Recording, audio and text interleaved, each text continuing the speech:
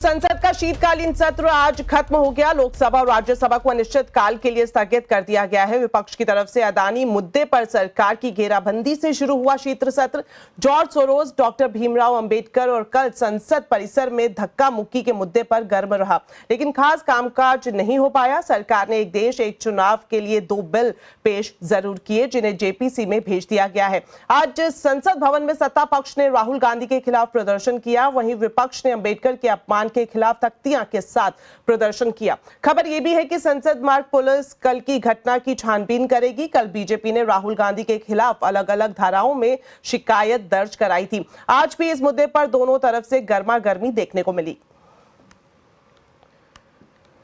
भविष्य में इस तरह का नारेबाजी करके और इस तरह का पार्लियामेंट के अंदर में हंगामा करके संसद का काम को बाधित करने का कोशिश ना करे तो देश के लिए भलाई होगा।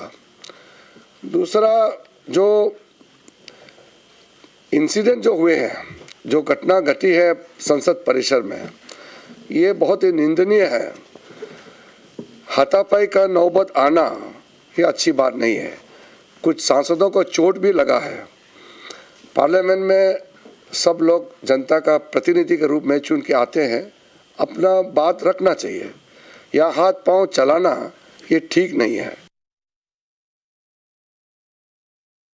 इतने डेस्परेट हो गए हैं कि आज ऐसे एकदम झूठी बातें, झूठा एफआईआर। राहुल जी कभी किसी को पुश नहीं करेंगे। मैं उनकी बहन हूँ, इतने सालों से मैं जानती हूँ, कभी इस तरह की हरकत कभी कर ही नहीं सकते। और फ्रैंकली देश भी जानता है, देश देख रहा है कितने डेस्परेट हो गए हैं ये लोग कि इस तरह की फालतू के एफआईआर लगा रहे हैं, क्योंकि सिंपली अडानी पे चर्चा नहीं चाहते। और जो इन्होंने किया है अंबेडकर जी के साथ, जिस तरह से अपमान किया है, ये जानते हैं कि ये देश नहीं सहेगा ये अपमान, इसीलिए ये सब डिस्ट्रैक्शन है, बस यही है। तो चलिए, संसद का शीतकालीन सत्र किस तरह से रहा, इसका क्या आउटकम निकल कर आया, इस पर अब ज्यादा बातचीत के लिए जुड़ गए हैं वरिष्ठ सहयोगी लक्ष्मण रॉय। तो लक्ष्मण जी, संसद तो अनिश्चित काल के लिए स्थगित हो गई है, हंगामे का शोर काफी दिखा, क्या कुछ अहम काम भी हो पाए?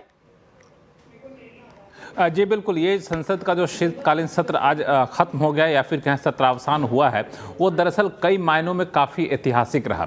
वैसे सत्र की शुरुआत में ही लग रहा था कि काफ़ी हंगामेदार ये सत्र रहने वाला है, लेकिन हंगामा इस कदर पहुंच जाएगा कि सांसदों के बीच आपस में धक्का मुक्की होने लगेगी। सांसद हॉस्पिटल चले जाएंगे, सांसद आईसीयू में चले जाएंगे, एक दूसरे के खिलाफ थाने में जाकर एफआईआर लिखाएंगे। इसके अपेक्षा, इसकी अनुमान किसी ने नहीं लगाया था जो ये सब हुआ, और ये कह सकते हैं कि एक इतिहास में काला अध्याय के तौर पे देखा जाएगा।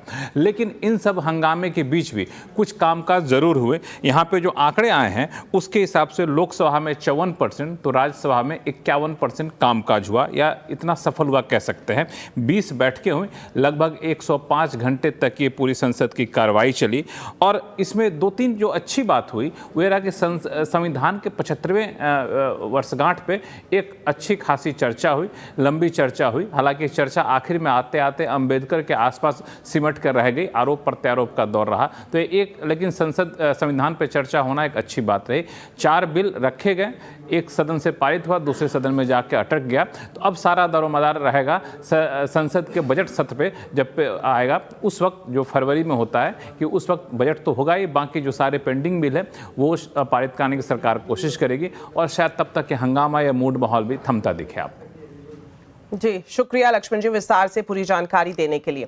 चलिए बढ़ते हैं आगे और आपको बता दें कि अगर आप क्रेडिट कार्ड का इस्तेमाल करते हैं तो आपके लिए बड़ी खबर है। अब बैंक फिर से क्रेडिट कार्ड का बिल देरी से भरने पर 36 से 50% तक दरें वसूल कर सकते हैं। सुप्रीम कोर्ट ने एनसीडीआरसी यानी राष्ट्रीय उपभोक्ता विवाद निवारण आयोग के 2008 के फैसले को रद्द कर दिया है। इस खबर पर पूरी डिटेल्स दे रहे हैं संवाददाता असीम मनचंदा।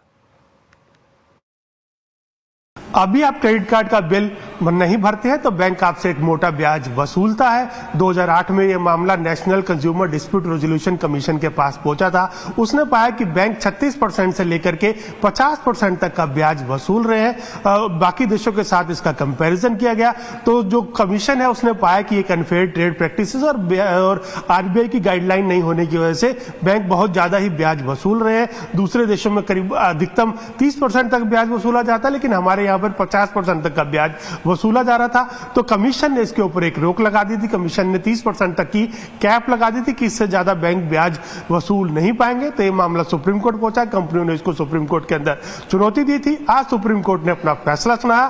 सुप्रीम कोर्ट ने कहा कि सुप्रीम कोर्ट ने जो एनसीडीआरसी का आदेश था उसको खारिज कर दिया, यानी बैंक अब पहले की तरह 36% से लेकर के 50% तक का ब्याज वसूल सकते हैं। तो चलिए इसी के साथ वक्त हो गया एक छोटे से ब्रेक का, लेकिन खबरें अभी और भी हैं। आप देखते रहिए आवाज समाचार।